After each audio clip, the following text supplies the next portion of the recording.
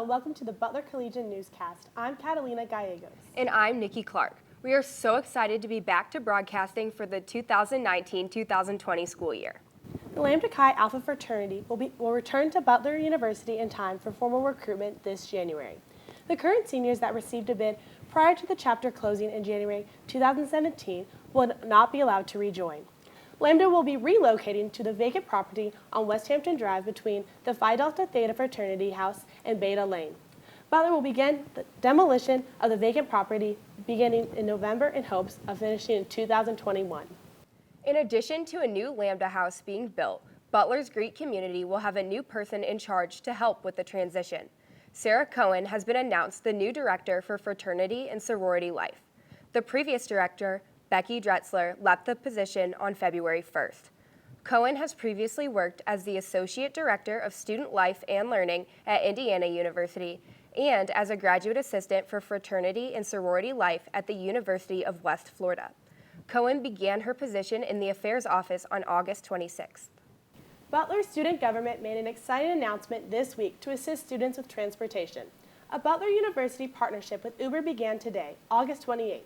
Students will receive an email invitation to register through Butler with their Uber account. The partnership includes free rides at any time to 3 resource centers in Indianapolis, which are the Julian Center, Indiana Youth Group, and the St. Vincent Stress Center. The partnership also includes a $5 discount on rides to and from the Kroger Broad Ripple on Friday and Saturdays from 5 p.m. to 10 p.m. The discount does not apply past 10 p.m. because SGA does not want the Uber partnership to be used solely for nightlife activities.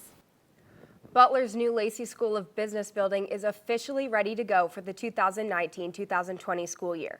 Our news reporter Chuck Levine went to check it out. I'm here in the atrium of the new Andre B. Lacy School of Business. Plans began for the building in 2015, and after a $25 million donation by Lacy and his wife Julia, the building went into construction in June of 2018. It was finished over the summer of 2019 and is ready to welcome students for the coming school year. The new structure covers approximately 110,000 square feet of ground to the east of Irwin Library.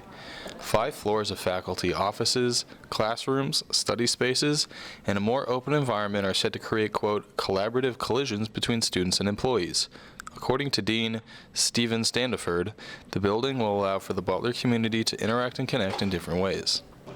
Some amenities of the new building include a cafe, a walkway connecting to Irwin Library, and our very own brand new stock ticker. The cafe is partnered with Julian Coffee Roasters and Illinois Street Emporium to bring an alternative dining location to students.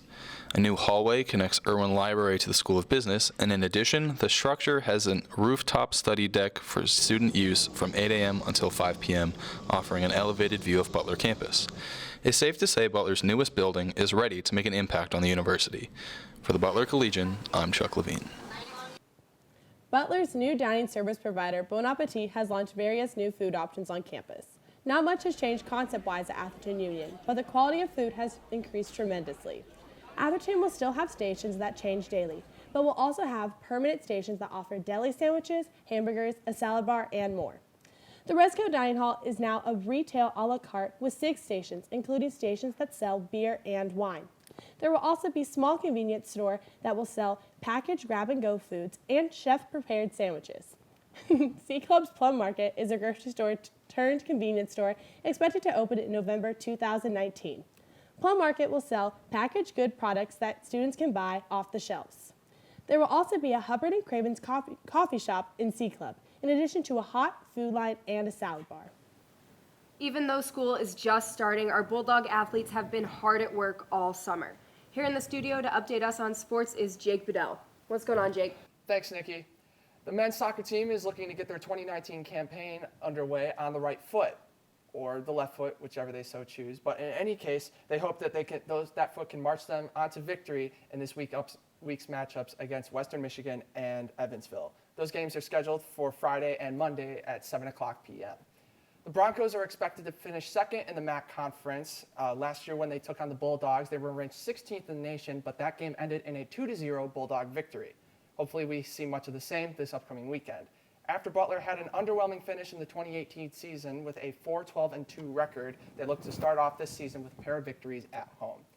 The ladies have taken the pitch twice already, notching 2 wins behind a total of 7 goals, the most recent matchup coming against IUPUI this past Sunday. Sophomore midfielder Katie Soderstrom played a huge role in that matchup. She scored 2 goals in less than 40 seconds apart in the 25th minute.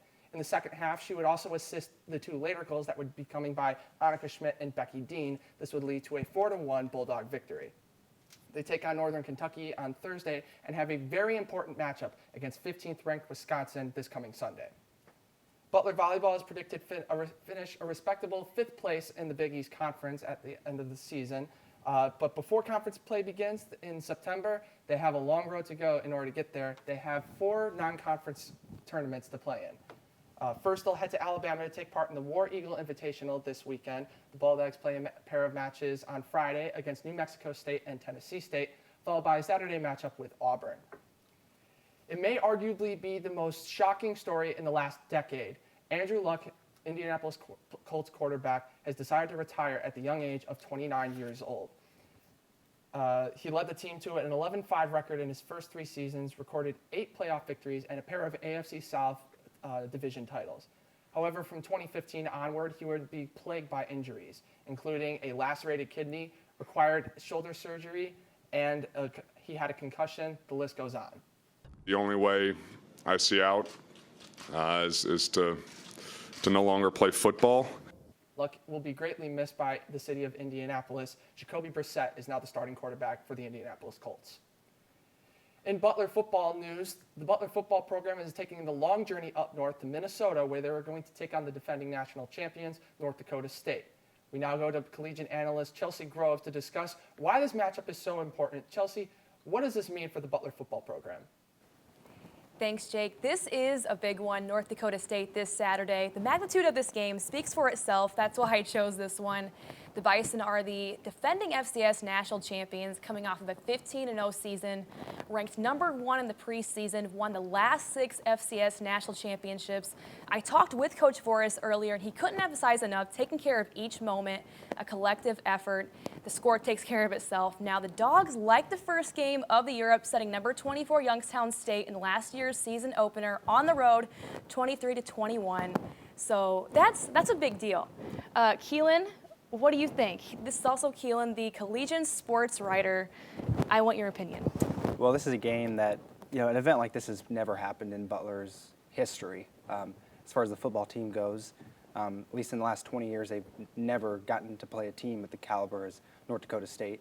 And then you add in that it's at a neutral site, target field. So I wouldn't go betting a whole lot of money on Butler to win this game, but it's a big deal for a program that does not offer athletic scholarships. Yes, now we have 3 more fall matchups that we're going to highlight just kind of to get a gist of what's happening this fall. And let's start with men's soccer, IU Butler, September 24th. This game always draws a big crowd in Bloomington and in Indy. What makes this the ultimate non-con game? Well, the IU athletic department as a whole doesn't come to play at Butler regardless of the sport very often. So that in itself makes it a big deal, and then you add in that IU has 8 national championships. They're always in the top 5, coming off back-to-back college cups. And it's a pretty good rivalry, too.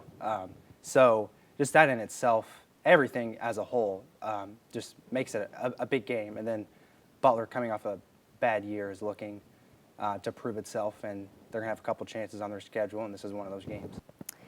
The second matchup is women's soccer against Wisconsin, another Big Ten opponent on the road September 1st.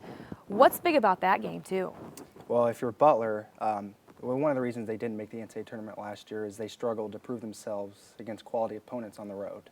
And so that's what this is. Wisconsin right now is top 15 in the nation. They just took the defending national champions Florida State to overtime last Sunday. So winning this game would go a long way for Butler in terms of building an NCAA tournament resume. The Big East as a whole is not that deep, so they're going to have to win a couple non-conference games to build an at-large resume. And last but not least, we have volleyball against Creighton on the road on October 18th. They're an NCAA tournament team. For Butler to knock off a team like the Blue Jays, what needs to happen? Well, I think the good news for Butler is Anna Logan is back, their outside hitter. She's one of the best players in the Big East. She took a redshirt season last year. if it's going to happen, it's going to happen on the back of her. She's their biggest threat. She's been their biggest threat since she began her Butler career. If it's going to happen, it'll be probably due to a strong performance from her in that game. Well, Keelen, thank you for your knowledge. And Catalina and Nicki, back to you. Thanks, Chelsea and Keelen, and thanks for tuning into this week's episode of the Butler Collegian Newscast. For more information, you can visit our website, thebutlercollegian.com, or follow us on Twitter @ButlerCollegian. I'm Nikki Clark. I'm Catalina Gallegos. And I'm Jake Bedell. Have a great week, dogs.